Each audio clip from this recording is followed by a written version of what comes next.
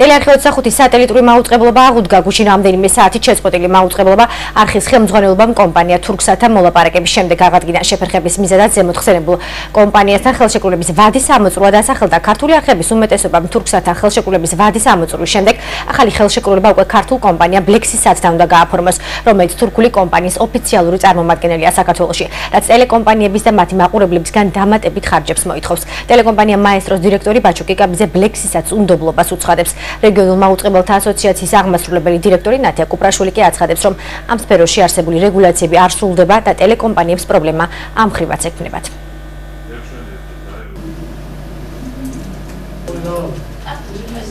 ქართული კომპანია, რომელიც ცდილობს, რომ მონოპოლიზაცია მოახდინოს ბაზრის და მისი მეშვეობით მოხდეს ქართული არხების გავრცელება, ეს შეუძლებელია. ჩვენ გადავწყვეტეთ ქართულმა ყველა არხმა, რომელიც ვრცელდებით თურქსათის მეშვეობით, რომ შევიკრიბოთ, მივმართოთ მთავრობას, იმიტომ რომ წინა მთავრობის დონეზე მოხდა ამ თითქოს რაღაც კარტელური გარიგების მაგვარი თურქსათსა და ამ ქართულ ორგანიზაციას შორის.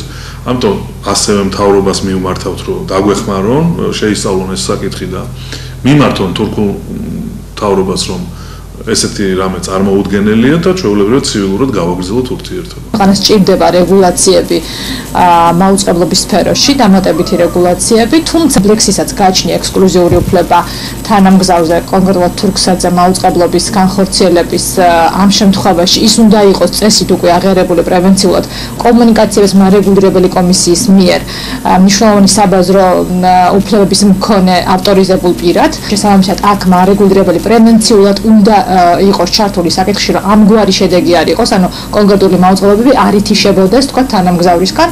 რას აკეთებს კომუნიკაციების ეროვნული კომისია? სამწუხაროდ არც მე მაქვს ამაზე ინფორმაცია და რამდენადაც ვიცი, არც იმ მაუწყებელს.